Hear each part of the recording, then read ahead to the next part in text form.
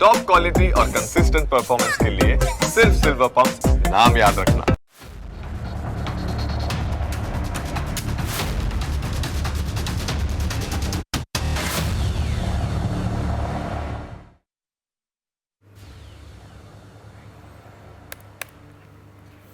નમસ્કાર, હું Janak Dave. Full stop news analysis પ્રોગ્રામમાં આપનું સ્વાગત છે.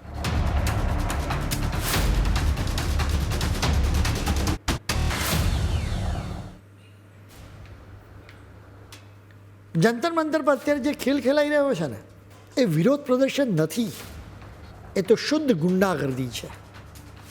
કોકરોચ જનતા પાર્ટીના ગુંડાઓ દેશની રાજધાનીમાં આતંક મચાવી રહ્યા છે. આ લોકોને દેશના નિર્દોષ વિદ્યાર્થીઓની કોઈ ચિંતા નથી. આ લોકોને નીટની પરીક્ષાની સાથે કોઈ નિસ્બત પણ નથી. પેપર લીક થયા પછી નીટની પરીક્ષા ફરીથી લેવાઈ ગઈ. 100% ઈમાનદારીથી અને શાંતિથી પરીક્ષા પૂર્ણ પણ થઈ ગઈ. આજે દેશના એક પણ વિદ્યાર્થીને એ મામલે કોઈ ફરિયાદ નથી. છતાંય આ પેપર લીકના બહાને આતંક મચાવવામાં આવી રહ્યો છે. દેશની જનતા આજે બધું જોઈ પણ રહી છે અને આ ખેલને સમજી રહી છે. આ હોબળાનું મૂળ કારણ પેપર લીક છે જ નહીં. આ તો માત્ર એક બહાનું છે. અમે આ વિરોધ પ્રદર્શનનું સાચું કારણ તમને જણાવવા જઈ રહ્યા છીએ. હવે દૂધનું દૂધ અને પાણીનું પાણી થઈ ગયું છે. આ આખા હિંસક નાટકનું ખરું જે કાવતરું છે ને ખુલ્લું પડી ગયું છે. આ હંગામાનું ખરું કારણ તો FCRA બિલ છે. સોમવારથી શરૂ થયેલા સંસદના ચોમાસા સત્રમાં સરકારે આ FCRA બિલ 2026 રજૂ કરીને એને પસાર કરવાનો નિર્ણય લીધો છે, જેનાથી આ દેશ વિરોધી ગુંડાઓના પેટમાં ભયંકર તેલ રેડાયું. હવે કદાચ તમને સવાલ થાય કે આ FCRA એટલે શું? FCRA એટલે ફોરેન કન્ટ્રીબ્યુશન રેગ્યુલેશન એક્ટ. સીધી અને સરળ ભાષામાં કહીએ ને તો વિદેશોમાંથી દાનના નામે આવતા રૂપિયા અત્યાર સુધી વિદેશોમાં રહેતા આપણા દેશના દુશ્મનોએ આપણે ત્યાં કરોડો રૂપિયા ઠાલવ્યા. દેશમાં બેઠેલા ગદ્દારો એ જ રૂપિયાથી ભારત વિરુદ્ધ કાવતરા રચતા રહ્યા. આ નવું FCRA બિલ આવતા જ પશ્ચિમી દેશોના આકાઓ અને ટુકડે ટુકડે ગેંગની ઊંઘ ઉડી ગઈ છે. કેમ કે વિદેશોમાંથી રહેલા ભારતના દુશ્મનો માટે આ રીતે મન ફાવે એમ રૂપિયા મોકલવા પર હવે અંકુશ લાગશે. એટલે કે વિદેશી ફંડિંગ પર ચાલતી કાવતરાની દુકાન પર કાયમ માટે તાળા વાગી શકે. આ FCRA બિલ પસાર થશે તો કાવતરા પાર પાડવા માટે વિદેશમાંથી આવતા રૂપિયા રોકાઈ જશે. અનેક સંસ્થાઓ અને વિદેશી તાકાતો એના લીધે જ અકળાઈ ગઈ છે. એટલા માટે જ વિદ્યાર્થીઓને મોહરું બનાવીને દિલ્હીના રસ્તાઓ પર આતંક મચાવવામાં આવી રહ્યો છે. આજે આખો દેશ આ સ્થિતિ જોઈ રહ્યો છે. જોકે સંસદમાં દેશહિતનું કામ થઈને જ રહેશે અને આ વિદેશી તાકાતો અને ગદ્દારોના ઝેરી ઈરાદાઓ પર ફૂલ સ્ટોપ મુકાતું જ રહેશે. આ બિલનો અસલી પંચ તમે સમજી લો. આ નવું કાયદાકીય શસ્ત્ર વિદેશ વિરોધી NGOના ખેલ કાયમ માટે બંધ કરી દેશે. કેમ કે હવે એક NGO અત્યારે FCRAના નિયમોનું પાલન કરવાની નિર્લજ્જતાથી ના પાડી રહી છે. સેવાઓના બહાને કાવતરા રચતી અનેક સંસ્થાઓ FCRA હેઠળ રજિસ્ટ્રેશન નહોતી કરાવતી. હવે રજિસ્ટ્રેશન ના કરાવતી હોય તો આ સંસ્થાની સંપત્તિઓને સરકાર હવે કાયમ માટે જપ્ત કરી લેશે. આ પહેલાં સરકારે 2020માં પણ કાયદામાં મોટો સુધારો કર્યો હતો. પહેલાં આ સંસ્થાએ વિદેશથી આવતા ફંડમાંથી 50% રૂપિયા પોતાના મોજશોખ અને વહીવટી ખર્ચના નામે વાપરી નાખે. સરકારે એમાં સુધારો કર્યો. એટલે સંસ્થાઓ વહીવટી ખર્ચ માટે વિદેશમાંથી આવતી 25% રકમનો ખર્ચ જ હવે કરી શકે છે. આ પહેલાં સંસ્થાઓ વહીવટી ખર્ચ જ 50% બતાવતી હતી. વહીવટી ખર્ચ એટલે સંસ્થાના કર્મચારીઓના પગાર, ઓફિસના ભાડા, પ્રવાસ અને મિટિંગનો ખર્ચ. અત્યાર સુધી સંસ્થાઓ વિદેશમાંથી આવતી અડધ જે રકમ છે એ તો આવા વહીવટી ખર્ચમાં જ બતાવતી હતી.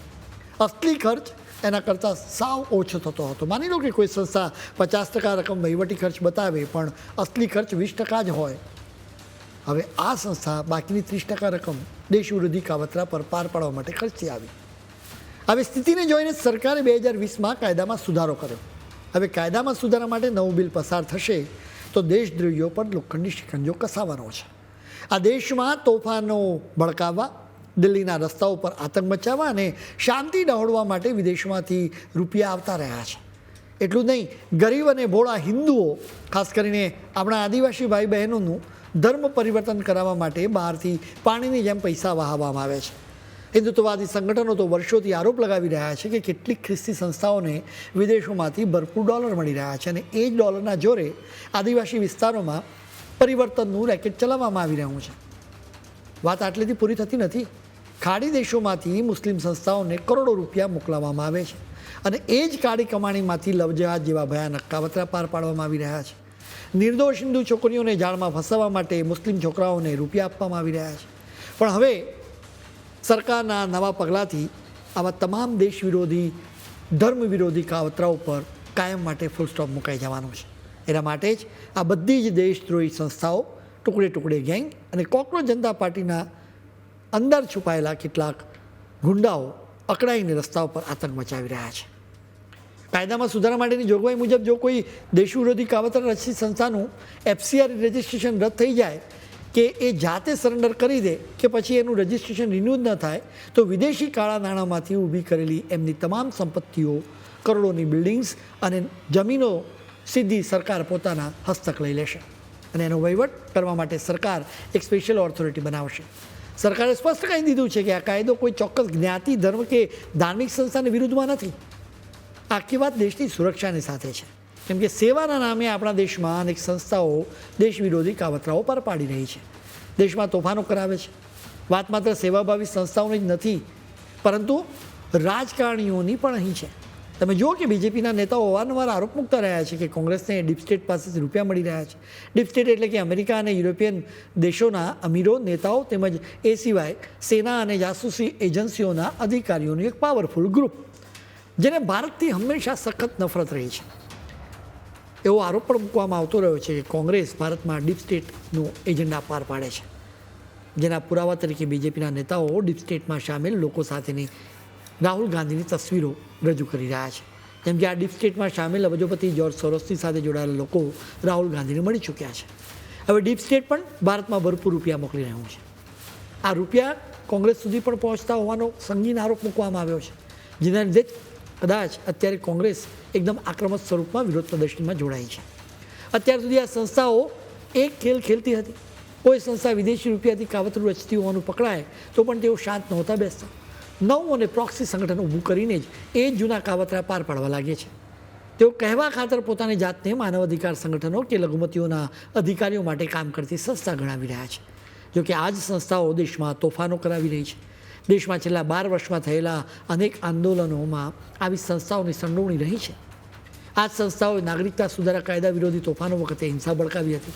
ખેડૂત આંદોલનને પણ તેમણે જ વધારે આક્રમક બનાવ્યું હતું. આટલી બધી પોલમપોલ સાંભળ્યા પછી હવે તમારા મનમાં પણ એક મોટો સવાલ તો થતો જ હશે કે આખરે વિદેશોમાંથી ભારતમાં આટલા કરોડો રૂપિયા ઠાલવે છે કોણ? સૌથી પહેલાં વાત કરીએ ને તો અમેરિકા અને પશ્ચિમી દેશોની, કે જેમને ત્યાં બેઠેલા જોર્જ સોરોસ અને એમની ઓપન સોસાયટી ફાઉન્ડેશન સાથે NED અને USAID જેવી સંસ્થાઓ ભારતમાં રૂપિયા મોકલાવી રહી છે. આ લોકો બહારથી લોકશાહી અને માનવ અધિકારોનું મોહરું પહેરીને આવતી હોય છે, પણ અંદર ખાને એમનો એક જ ધ્યેય હોય છે કે કેન્દ્રની સરકારને ઉથલાવી, દેશના રાષ્ટ્રવાદી અવાજોને કચડી નાખવા અને મીડિયામાં ભારત વિરોધી નેરેટિવ સેટ કરવા માટે પાણીની જેમ ડોલર વહાવવા. બીજી તરફ તુર્કી જેવા દેશોની IHH જેવી સંસ્થાઓ અને એમની ગુપ્તચર એજન્સીઓ પણ ભારતમાં રૂપિયા મોકલી રહી છે. આ લોકો કાશ્મીરથી લઈને કેરળ સુધી PFI જેવા કટ્ટરપંથી સંગઠનોના ખાતામાં કરોડો રૂપિયા જમા કરાવે છે, જેનાથી ભારતમાં કટ્ટરવાદ અને આતંકવાદ ફેલાવવામાં આવી રહ્યો છે. એટલું જ નહીં, તુર્કી સિવાય ખાડી દેશોમાંથી પણ લવજેહાદ માટે રૂપિયા આપવામાં આવે છે. આમાં બળતામાં ઘી ત્યારે હોમાઈ રહ્યું છે કે ચીન અને ડાબેરીનો ગેંગ પણ અહીં સામેલ છે. આપણા દેશમાં અનેક ન્યૂઝ પોર્ટલ્સ અને ડાબેરી સંગઠનોને ચીન તરફથી ડાયરેક્ટ ફંડિંગ પૂરું પાડવામાં આવે છે, જેથી ભારતમાં શાંતિ, અરાજકતા અને ગૃહયુદ્ધ જેવી સ્થિતિ ઊભી કરી શકાય. એમ બધી રીતે ભારતમાં રૂપિયા પહોંચાડવામાં આવી રહ્યા છે. હવે તમે જુઓ કે આ બધાની દુકાન હવે બંધ થવાની છે. એના માટે જ બધા જ એક મંચ પર આવી ગયા છે. આ મંચનું સુકાન કોકરોચ જનતા પાર્ટી સંભાળી રહી છે. અત્યાર સુધીમાં અમે વારંવાર કહ્યું કે ભારતની કેટલીક સંસ્થાઓ વિદેશોમાંથી રૂપિયા મેળવે છે. હવે આ સંસ્થાઓના નામ પણ હવે આપવા જરૂરી છે, જે સંસ્થાઓ તપાસ એજન્સીઓના રડાર હેઠળ અત્યાર સુધી આવી ચૂકી છે. એમાં તીસ્તા શીતલવાડનું CJP અને સબરંગ ટ્રસ્ટ સામેલ છે. એ સિવાય શબાના આઝમીની એક્શન એડ ઇન્ડિયા પણ એની અંદર સામેલ છે. તેમની આ સંસ્થાને પણ વિદેશોમાંથી કરોડો રૂપિયાનું ફંડ મળી રહ્યું છે. આવા લિસ્ટમાં Oxfam India, Care India, Environics Trust, Centre for Policy Research, Greenpeace India, Lawyers Collective અને એમ્નેસ્ટી ઇન્ડિયા જેવી સંસ્થાઓ અને સંગઠનો આમાં સામેલ છે. આ બધા જ પોતાના વિદેશી આકાઓના જોરે દેશના વિકાસ કાર્યો, માઇનિંગ અને ન્યુક્લિયર પ્રોજેક્ટ્સને રોકવાનું પાપ કરી રહ્યા છે. વર્લ્ડ વિઝન ઇન્ડિયા અને AFMI ચેરિટેબલ ટ્રસ્ટ જેવા સંગઠનો વિદેશી નાણાંમાંથી આદિવાસીઓના ધર્માંતરણ અને CAE વિરોધી તોફાનો ભડકાવતા પકડાયા છે. વર્ષ 2014 પછીથી અત્યાર સુધીમાં સરકારે આવી 20,000થી વધુ દેશ વિરોધી અને કાયદાનો ભંગ કરતી NGOના FCRA રજિસ્ટ્રેશન રદ કરી ચૂકી છે. પણ આ કોકરોચ જનતા પાર્ટીના ગુંડાઓ જંતર મંતર પર ઊભા રહીને આ દેશદ્રોહી સંસ્થાઓના બચાવમાં બૂમો પાડી રહ્યા છે. માત્ર લોકો જ હેરાન નથી, કાયદામાં સુધારાથી અનેક દેશો પણ હેરાન થઈ ગયા છે, કેમ કે તેમને લાગે છે કે હવે તેઓ ભારતની બાબતોમાં દખલ નહીં કરી શકે. વિદેશી તાકાતો ચૂંટણીઓમાં પણ હસ્તક્ષેપ કરતી હોય છે.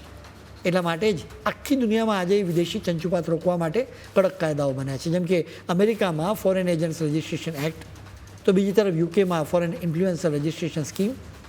આખું યુરોપે આજે વિદેશી ફંડિંગ પર બુલડોઝર ફેરવી રહ્યું છે. પણ જ્યારે ભારત પોતાના દેશની સુરક્ષા માટે કાયદો લાવે ને, ત્યારે આ વિદેશી તાકાતો અને આપણા દેશમાં રહેલી કોકરોચ જનતા પાર્ટીના પેટમાં ભયંકર તેલ રેડાય છે. ભારતના FCRA બિલથી અમેરિકામાં હંગામો મચ્યો. અમેરિકામાં ટ્રમ્પના સંસદ સભ્યો કહી રહ્યા છે કે આ બિલથી અમેરિકા અને ભારતના સંબંધો ખરાબ થશે.